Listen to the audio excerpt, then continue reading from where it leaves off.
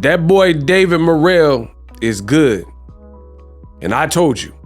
What up, Fight World? It's your boy Ego, and I am back with some more boxing. Let's talk about it. Make sure you guys come in, subscribe to the channel for the illest breakdowns. Congrats to David Morrell. He retains his WBA. It says, and still the super-middleweight champion. So he has a version of the WBA, and he had his toughest test on paper, and he passed with flying colors. The fight aired on Showtime Boxing, and I want to give you guys the good and the bad and the ugly. So on paper, he was fighting a guy, and really his name is Super. Let me see if I can pull it up.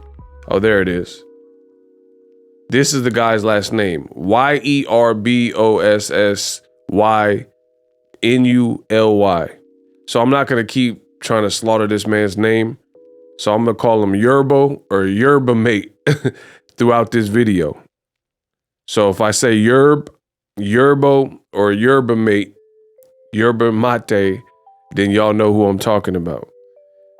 Because I'm not the best with names. So David Morrell, he looked exceptional to me. He passed the test with flying colors. So there was a guy he fought, Yerba Mate, the Yerbo dude, and he was from Kazakhstan.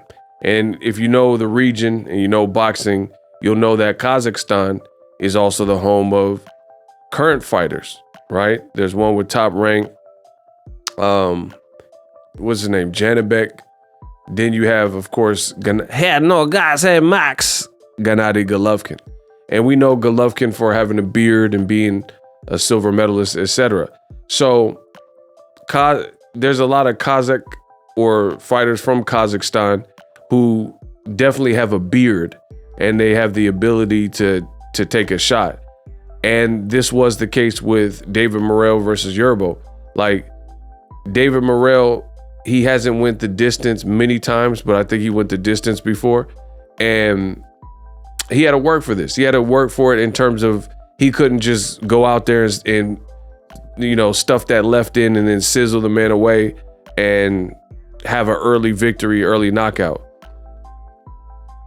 When he fought the guy that beat Julio Cesar Chavez Jr., I think that was a first round knockout. He had to put some work in, and the knockout came in the 12th and final round. Very impressive stuff. It was systematic, his beatdown. And I have never seen a boxer score a brutal KO, hit the cat daddy, then pick the opponent off the ground and help the ringside physicians and doctors get the fighter to the corner so he can get checked for medicals. Morrell, he secured the 12th round KO over this Yerbo dude, and it was adios. And you can see that's a screen cap from the aftermath. His opponent, I wish him a speedy recovery because towards the end, he truly took a beating. I mean, it probably could have got stopped a bit before it actually got stopped, but his opponent was taking far too many shots clean, and that had been the case throughout the whole fight. Throughout the whole fight, I think he was taking too many shots, but he was tough and he was a warrior. But fighters like that, sometimes you have to save that fighter from themselves because they're gonna know, they're like samurais and they're willing to go out the samurai way. But I posted this, I said, Yerbo is clinging on for dear life. So anytime you have a person who has showed their heart and showed that they're super tough and they start giving you the signs that they're like barely holding on, then you might have to start considering throwing in the towel. And that's how it got in the back half of the fight. Even though he didn't go down until the 12th and final round, he was never knocked down prior to that. He was clinging on for dear life, and he was hurt throughout the fight, and he was like forcing a clinch, and literally he would not let go, so much so to the point where the referee, Tony Weeks, said, timeout, 1 point, and he deducted a point. So that's how you know he was truly hanging on for dear life. And I noticed this in boxing when it comes to, you have black fighters and Cuban fighters, and you also hear old media say like, oh, running, clinching. They even had for Devin Haney, who's a African-American fighter, and he was fighting in Australia against George Kambosos. ESPN came up with the clinch counter, which I've never seen all of my years of covering boxing. I've never seen anyone include a lower third graphic showing and frequently updating throughout the telecast to show the audience how many times somebody has clinched. I've never seen that done before, right? But they did that on ESPN for Devin Haney's most recent fight with George Kambosos. But I bring that up to say this. In this fight, you actually had someone clinching within reason. That's just part of boxing. You know, Mayweather getting rocked by Shane Mosley. Okay, it's smart to clinch. But when you excessively hold and clinch and you're holding on for dear life, trying not to fight, that becomes a different thing and it becomes excessive. Like, it's just like eating fast food. There's not really a problem if you eat fast food moderately, but if you ate fast food every meal 3 times a day, every single day, that's going to be one, expensive, and long term, that's also not going to be good for your health. You see what I'm saying? So the point is, everything is usually acceptable in moderation. He wasn't holding in moderation. He was literally clinging on to David Morrell for dear life because he was near the point of being stopped, right? I said throughout the fight, Yerbo is tough more than anything, but he is getting ucked up. This fight ain't even close. Now, in my videos and when I'm giving you guys these breakdowns, make sure you guys subscribe. I give you guys the good, the bad, and the ugly. And the good is David Morrell is passing the test with flying colors. He is who they say he is. You know, he came in, he was sharp. He threw a lot of punches. He was styling on his opponent, as you guys see from my commentary. But let's talk about the bad. I don't have nothing bad to say about the Yerbo dude. He got beat up, but he did his best to try, and he was tough as nails. You'll never really hear me overly complain. Like, he didn't come in, it wasn't like he's on the pound for pound list and people said he was the best ever. So, you know, I'm not going to overly criticize someone like that. He showed up, he did as best as he could for as long as he could. He showed a lot of heart. And, you know, he was landing some good body shots, trying to make it rough on the inside. But ultimately, David Morrell was too much. I ain't got no beef with that. But the thing that I do know is Showtime, their commentary was pretty egregious. They were saying stuff, and I've noticed that in boxing, it's not just Showtime, but in boxing in general, there's a lot of commentators who try so hard to make the fight look like what they want instead of just calling the action. And as a consumer, which we all are, you have to order Showtime, you have to order ESPN, things like that, DAZN, pay-per-views. You know, for me, I like it better when you just keep it real with the commentary and you don't have to do too much. And I think that's what I was seeing in this particular fight. The commentators were doing a whole lot. I mean, you had Showtime commentators and they were acting like this Yerbo dude was doing really any work. And I know for a fact I have the best commentary in all of boxing. I know in my heart of all hearts, I'm truly the greatest when it comes to explaining this boxing game and just being an analyst in this digital space. And the crazy thing is, just to solidify my spot and prove it, is just follow me on Twitter. When I do these round by rounds and I'm talking about basically round by round, I'm giving you guys feedback of what's going on in the fight. It actually adds up to the winner of the fight in the end. Like I said, Showtime commentators were talking about Morrell had a slow round and Morrell got the guy, like they were saying he was getting tired and just weird stuff that I wasn't seeing. And he looked like he was battering the guy and his face looked like hamburger meat.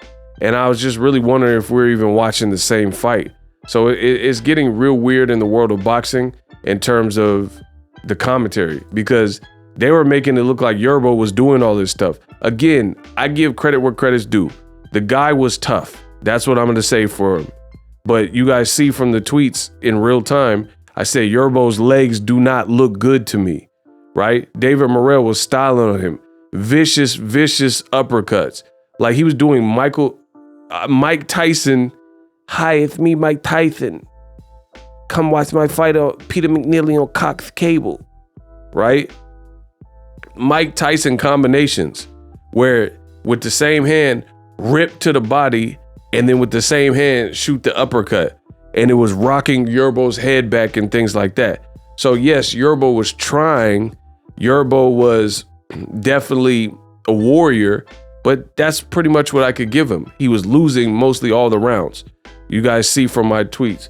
Morrell is in a good rhythm, on his toes, bouncing around, seem energetic. Like sneaky body shots from Morrell. Uppercuts were disgusting. Yerbo was looking discouraged. And Yerbo talked a lot before the fight. I also said this, that Morrell is fun AF to watch. And I agree with that. That's why I posted it, you know. But the Yerbo dude, the best compliment I could give him is he tried and he was tough, period. Showtime commentators, and this is why I'm saying it's bad, is it's like they were trying so hard to make the fight appear that it was like, I didn't have a problem with the fight, but you're not going to tell me that this is super competitive and Morrell slowing down and all this type of stuff when he's literally dominating all the rounds. And you look at my round by round tweets and then you look at, go match that up with the fight, you watch it yourself and the outcome, and it all adds up. I seen this, it is so infuriating because I seen it on the DAZN card too, where Gilberto Ramirez, he's losing and he's losing, Zordo Ramirez was losing bad to Bivol, and they're trying to make it look like he's doing all these things and Bivol was tearing him up. And that's the same thing with Yerbo. I will say the Yerbo dude, he had a better effort than Zordo Ramirez, but you see his nose was busted. He was getting pieced up. You know, he was getting tagged. Morrell, weave. I also like his defense in this fight. You know, so it was a real complete performance by David Morrell. He's definitely a threat. Listen, I don't think there is anyone on YouTube, and you guys could check the video dates, that was telling the world of boxing at large to check for David Morrell before me. Because I remember when I made the video, and I had never heard anyone make a video like, and I'm talking about a channel of my size, you know, a bigger channel. I never heard no one talking about this dude. But now you see why I've been on the David Morrell train and telling you he's nice. The other good part for David Morrell, on top of his performance, congrats on his victory, is the crowd. They really got something there at the Armory in Minneapolis, because it looked like a packed, lively crowd, and they were really into it, especially for the exciting moments of the fight. Like, congrats to Brian Mendoza, who knocked out Jason Rosario, pretty much retired him. And they had a Ukrainian dude on there.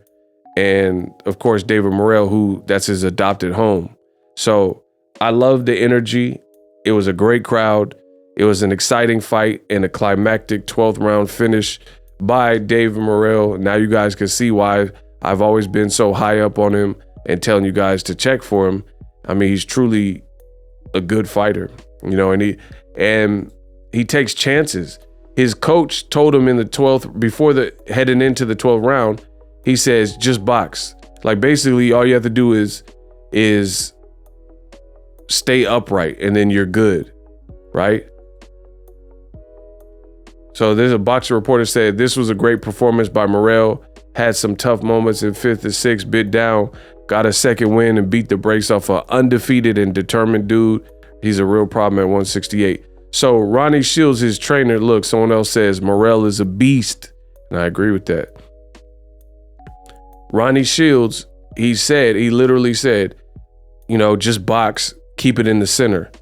but David Morrell had other plans and he was able to hurt him pretty quick in round 12. And then he decided to close the show. And I'm sure Ronnie Shields can't even be mad at that. I mean, what can you say? He closed the show. Let me know how I did in this video. David Morrell's a beast. Caleb Plant is fighting David Benavidez. I would definitely like to see Morrell probably get another fight in while you're waiting for that, because they're probably going to fight February or March. And then Morrell fight someone in the meantime and hopefully fight the winner. Let me know what you guys think. Drop your thoughts in the comment section and subscribe. And I'm out.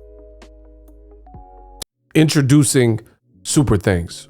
Right here on the official Boxing Ego YouTube. Super Thanks allows you, the viewers, to show a little bit of extra gratitude, which enables me as a full-time content creator to push out the content you need in the world of boxing. Underneath all the videos, you will see a heart with the $sign in it. You can enter any amount that you find suitable as a super thanks. A brand new interactive and colorful way to get your comments highlighted and noticed by not only myself, but other people on the YouTube platform. Super thanks, a unique and cool way to show and applaud us full-time content creators. Hopefully you guys enjoy the content. Super thanks. The future is now. The Hibernation 5s by Kenichi Bear. Hybrid gaming and lifestyle headphones. Out of the box, you can connect to any console or PC. Bluetooth ready with a low latency USB adapter, color RGB, and extreme bass mode. The Hibernation 5s adjust to you.